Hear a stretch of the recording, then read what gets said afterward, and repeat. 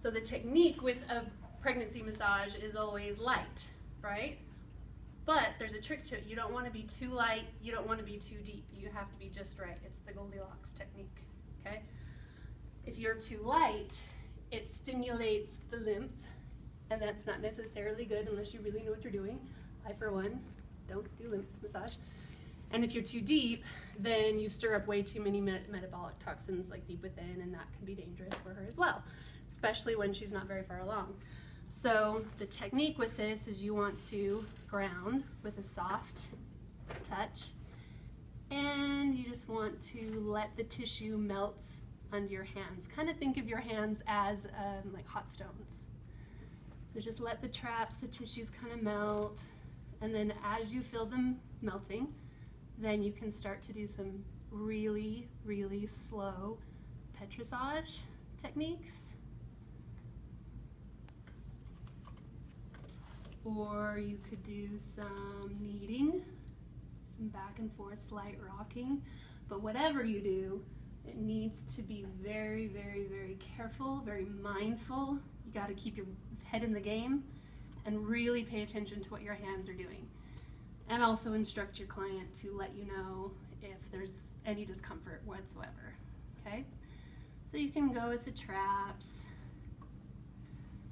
The erector's really nice. Now the pressure, you don't want to go inwards. You don't want to be directly in towards the heart.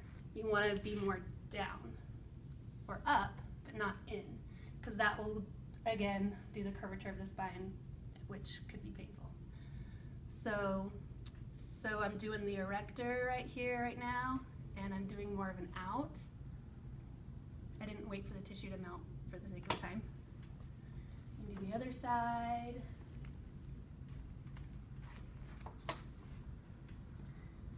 And a low back. I've never been pregnant, but I'm assuming sucks, right?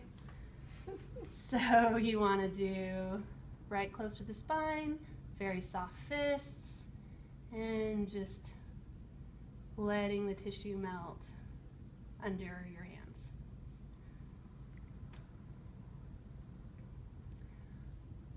Okay. Another really awesome spot for pregnant ladies is the hip flexors. Yes? I'm assuming so. Mm-hmm. So hip flexors, thighs, glute area. So don't neglect that area. It's not just neck and shoulders and back. You can get your forearm with the nice blade right here and sink in.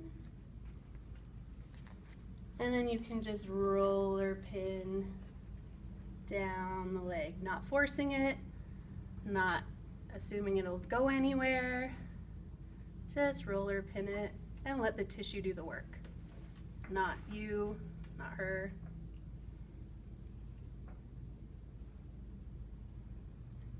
Another really good idea before you begin the session is to ask her to remove any layers she feels comfortable with and jewelry, so that you're able to work in the hands and the head and the neck area without worrying about all that. But what you don't want to do is ask her to remove her shoes, because that's mean.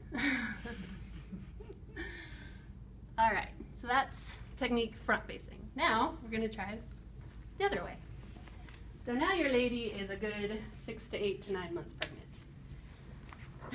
We can stuff a pillow if you'd like.